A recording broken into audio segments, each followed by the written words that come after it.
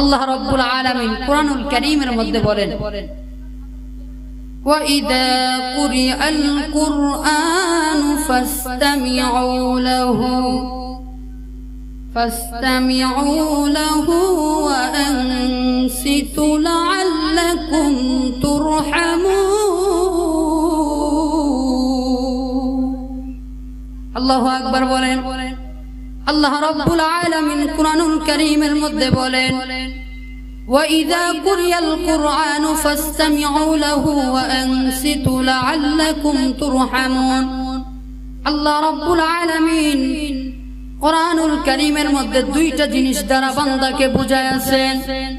আল্লাহ প্রথম নাম্বার বলেন, وَإِذَا قُرِئَ الْقُرْآنُ হে বান্দা বান্দীরা, তোমরা জান্নাতের বাগানের মধ্যে যাওয়ার পরে দুইটা কাজ করবা। জোরে বলেন, কয়টা কাজ? দুইটা কাজ করার কথা আল্লাহ আয়াতের মধ্যে উল্লেখযোগ্য করেছেন। আল্লাহ রাব্বুল আলামিন বলেন, প্রথম নাম্বার আল্লাহ বলেন, ওয়াইদা কুরিয়াল কুরআন ফাসতামিউ। প্রথম নাম্বারটা হলো ফাসতামিউ।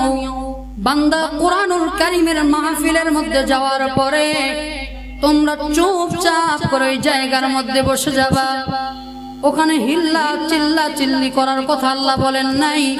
আল্লাহ বলেন কুরআনুল কারীমের মাহফিলের মধ্যে যাওয়ার পরে বান্দারা তোমরা চুপচাপ করে বসে যাবা, মানে তোমরা কান দিয়ে শ্রবণ করবা, অস্থির ভাবে বসে যাওয়ার কথা বলেছেন আল্লাহ। দ্বিতীয়তে বলেছেন, ওয়াইদা কুরিয়াল কুরআন ফাসতামিউ লাহু ওয়া আনসিতু। আল্লাহ দ্বিতীয় নাম্বারটা বলেন, ওয়া আনসিতু, হে বান্দা, জান্নাতের বাগানের মধ্যে শুধু বসে গেলে চলবে না। জান্নাতের বাগানের মধ্যে বসার পরে বান্দা দুইটা কান আল্লাহ দিয়েছেন। এই দুইটা কান দিয়ে রে বান্দা তোমরা শ্রবণ করতে হবে। কিন্তু সব থেকে বড় দুঃখের বিষয় হলো ভাইজান, যেখানে জান্নাতের বাগান সাজানো হয় ওই জায়গাগুলিতে মানুষ বসতে চায় না। অথচ আল্লাহর নবী আওয়াজ দিয়ে বলেন, এই জান্নাতের বাগানের মধ্যে যদি কোনো বান্দা বসে যায় 1000 বছর রাত্রির বেলা নফল ইবাদত করলে যেই সওয়াব আল্লাহ রাব্বুল আলামিন ওই বান্দার আমলনামার মধ্যে সমপরিমাণ সওয়াব আল্লাহ দান করে দেয়। এখন দুনিয়ার মানুষ যেটা নগদ আছে এটা আমরা চাই। এখন নেকি যে দেখা যায় না, এই নেকটা দেখা যায় না বলে আমরা জান্নাতের বাগানে বসি না। আমি পিছনের ভাইদেরকে একটি দৃষ্টি আকর্ষণ করে বলবো, আপনারা একটু সামনের দিকে আগে আসেন। পিছনের ভাইদেরকে একটু জায়গা করে দেন, একটু সামনের দিকে আগে আসেন। মুসলমান ভাইরা আমার, আমি যেই বিষয়ে কুরআনুল কারীম থেকে আয়াতে কারিমা তেলাওয়াত করেছি, আপনার সূরা আল ইমরান থেকে 31 নম্বর আয়াতে কারিমা তেলাওয়াত করেছি এবং বিশ্বনবী জনাবে মুহাম্মদুর রাসূলুল্লাহ সাল্লাল্লাহু আলাইহি ওয়াসাল্লামের অগণিত হাদিস থেকে একখানা হাদিসের টুকরা আমি আপনাদের সামনে তেলাওয়াত করেছি। আমার তেলাওয়াতকৃত হাদিস, তেলাওয়াতকৃত আয়াত থেকে আমি আপনাদের সামনে গুনাহগার কয়েকটা কথা বলবো। আপনারা শেষ পর্যন্ত শুনবেন। তো কারা কারা শুনবেন? দুইটা হাত তুলে আল্লাহকে দেখায়া দাও। আল্লাহ সকলের হাতগুলো কবুল করুক। সকলে বলে আমিন। আমার তেলাওয়াতকৃত আয়াত দ্বারা আমি বুঝাইতে চাই, আল্লাহ রাব্বুল আলামিন সূরা আল ইমরানের 31 নম্বর আয়াতে কারিমার মধ্যে বলেন, কুল ইন কুনতুম তুহিব্বুনাল্লাহ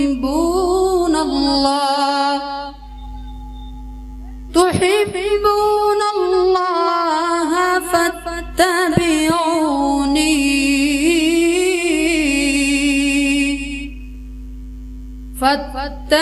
فاتبعوني يحببكم الله ويغفر لكم ذنوبكم والله غفور رحيم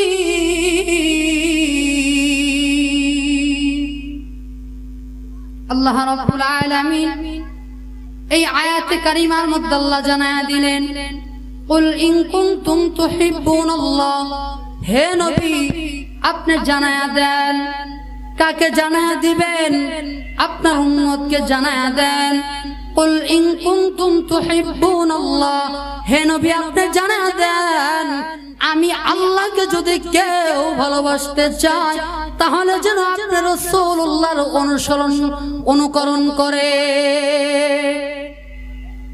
যদি আমি আল্লাহর ভালোবাসা কেউ পেতে চাই তাহলে যেন আপনি রাসূলকে ভালোবাসে মহব্বত করে, আপনি রাসূলুল্লাহর অনুকরণ করে যদি করতে পারে তাহলে আমি আল্লাহ রাব্বুল আলামিনের ভালোবাসা তারা হাসিল করতে পারবে।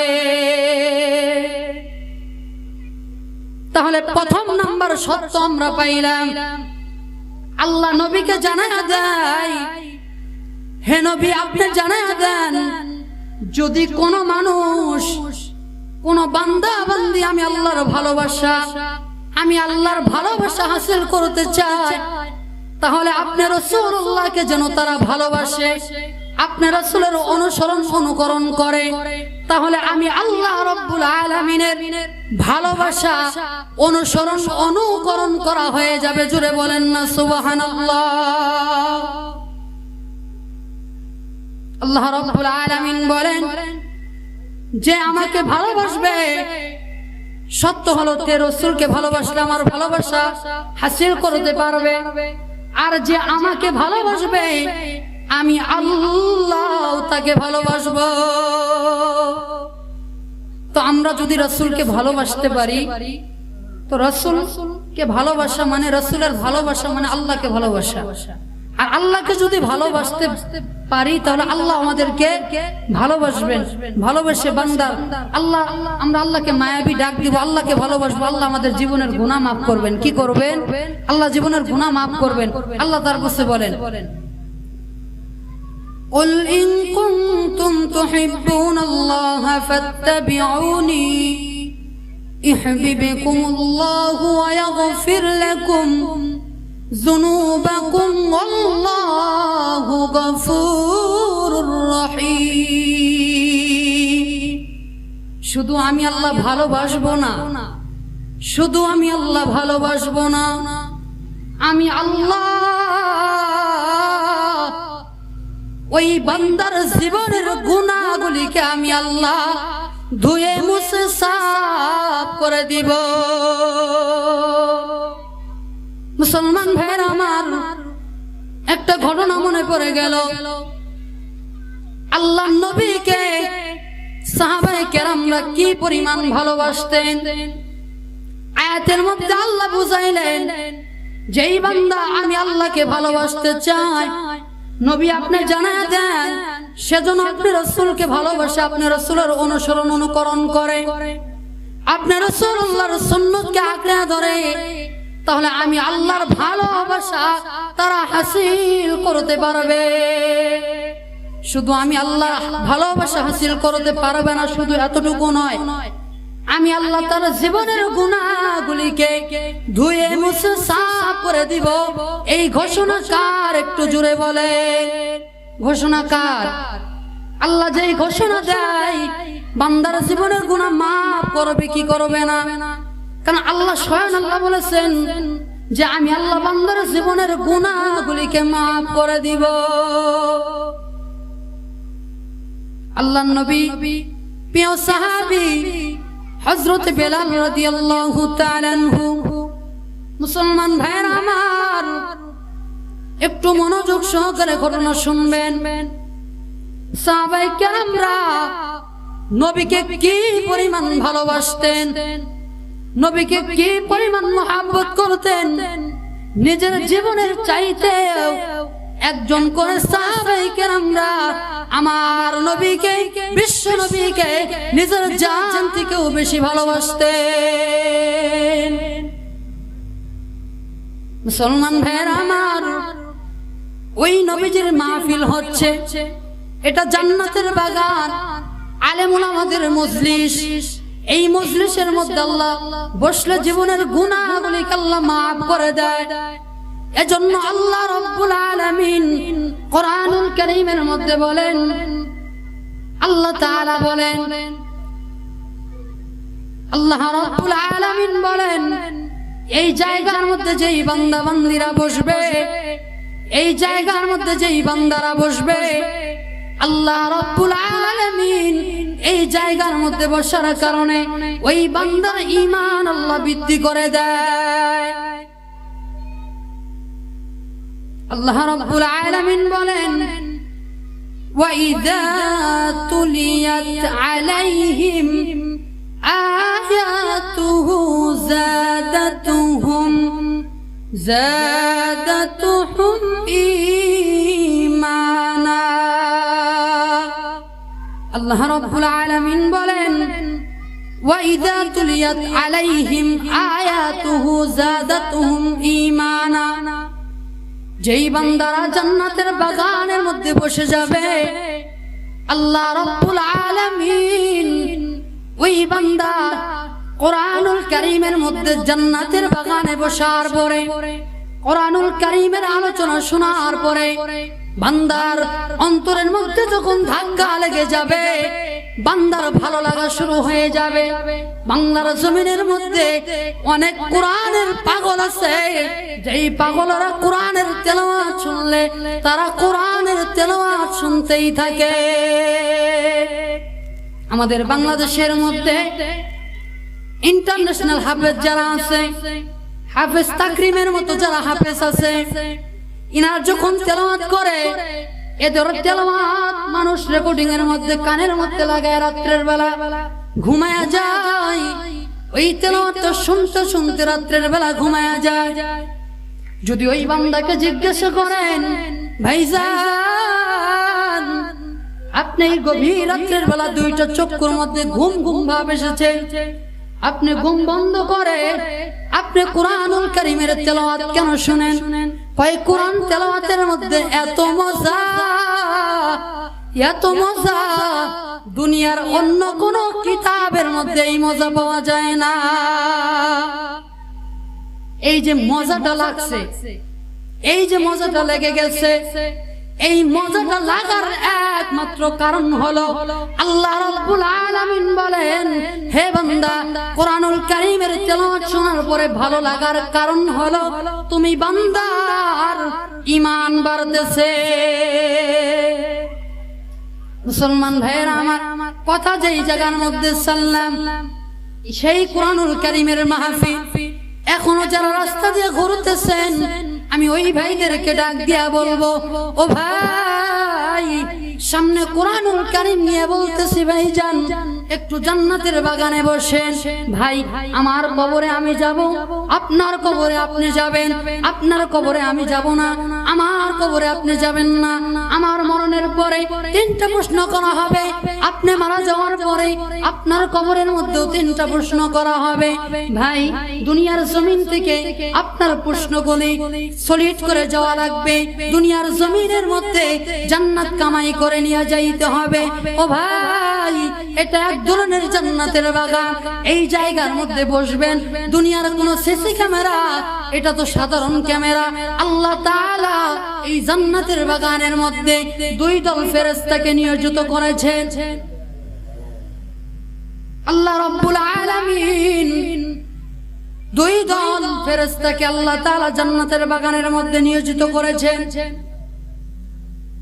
দুই দল ফেরেশতাদেরকে নিয়োজিত করার পরে এই ফেরেশতাগুলি আসার পরে আল্লাহ তাআলা ডাক দিয়া বলেন, হে ফেরেশতার দল, হে ফেরেশতার দল, এই জায়গার মধ্যে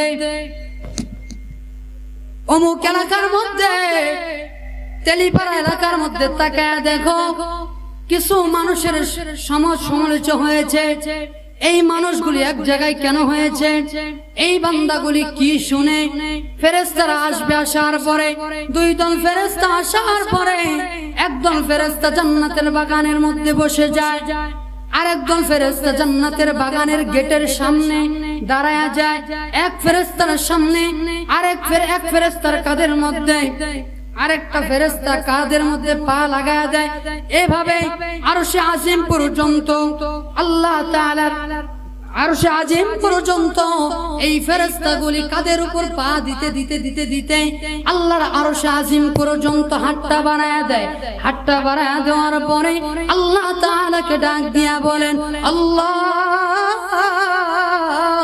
ও মালিক, আপনার বান্দারা অমুক জায়গার মধ্যে তেলিপাড়া এলাকার মধ্যে তোমার কিছু কোরআন প্রেমিক বান্দা, রাসূলের মহব্বতের বান্দা, এই বান্দাগুলি জান্নাতের বাগানের মধ্যে বসে গেছে।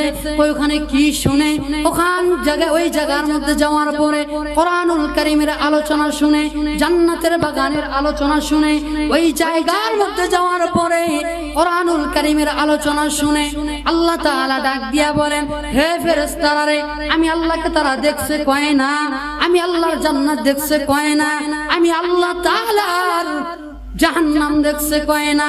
তাহলে জাহান্নাম দেখে নাই, জাহান্নাম দেখে নাই, বান্দা কেন জান্নাতের বাগানে বসে? আল্লাহ তাআলার ফেরেশতারা ডাক দিয়া বলেন, আল্লাহ তোমার বান্দারা ওই জান্নাতের বাগানের মধ্যে বসে যাওয়ার পরে উলামায়ে কেরামরা বলেছেন, জান্নাতের বাগানের মধ্যে বসলে কিছু পরিমাণ সময়ের জন্য বসলে আল্লাহ রাব্বুল আলামিন 1000 বছর নফল ইবাদত করলে যেই সওয়াব হয়, সম পরিমাণ সওয়াব আল্লাহ ওই বান্দার আমল নামায় আল্লাহ দিয়া দেয়। তোমার বান্দারা আলেম ওলামার কাছে এই কথা শুনে, এই কথা শোনার পরে ওই বান্দারা বসে গেছে। আল্লাহ তাআলা ডাক দিয়া বলেন, ওই বান্দাকে আমি 2টা পুরস্কার দিলাম।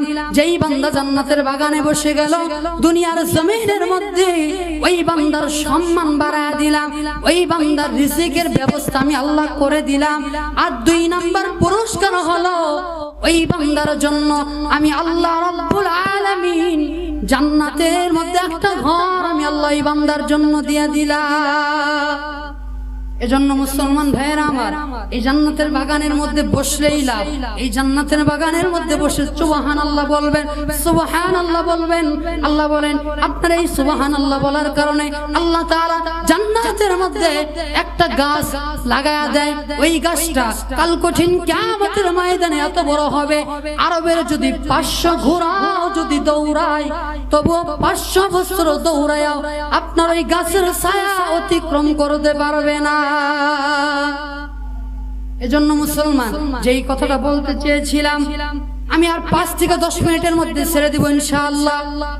আল্লাহ রাব্বুল আলামিন হযরত বেলাল রাদিয়াল্লাহু তাআলা আনহু উমাইয়ার বাড়িতে কাজ করতেন। কি করতেন? উমাইয়ার বাড়িতে কাজ করতেন। দেখেন নবীকে কেমন ভালোবাসতেন। উমাইয়ার বাড়িতে কাজ করতেন। উমাইয়ার বাড়িতে কাজ করতে করতে একদিন সত্য ধর্মের অনুসন্ধান পেয়েছেন। রাসূলুল্লাহর হাতে কালেমা পড়ে মুসলমান হয়ে গেছেন। আল্লাহর প্রতি ঈমান আনছেন, ফেরেশতার প্রতি ঈমান আনছেন, আসমানের মহাগ্রন্থ কোরআনের প্রতি ঈমান আনছেন, নবীগণের প্রতি ঈমান আনছেন। আনার পরে উমাইয়া আল্লাহ রাসূল বলে দিয়েছেন, বেশি বেশি করে আল্লাহকে ডাকবা। এবার যখন উমাইয়ার বাড়িতে গেছেন, উমাইয়ার বাড়িতে যাওয়ার পরে একটা করে কাজ করতেছেন, আর 2টা জিহ্বা নাড়ায়া, 2টা ঠোঁট নাড়ায়া আর জিকির করতেছেন, আহাদ আহাদ জিকির করেন। উমাইয়া ডাক দিয়া বলেন, উমাইয়া ছিলেন কাফের, বেদিন ছিলেন, কারণ ইসলাম কি জিনিস বুঝতো না, আল্লাহ কি জিনিস বুঝতো না। উমাইয়া ডাক দিয়া বলে, বেলাল, প্রত্যেকদিন কাজ করার সময় আমার সাথে কথা বলতা, আজকে কেন কথা বলো না? বেলাল ডাক দিয়া বলেন, মিথ্যা কথা তো বলা যাবে না, নবীজি তো বলছেন মিথ্যা কথা বলবা না। ডাক দিয়া বলেন, আমি মুসলমান হয়ে গেছি, আমি এক আল্লাহকে বিশ্বাস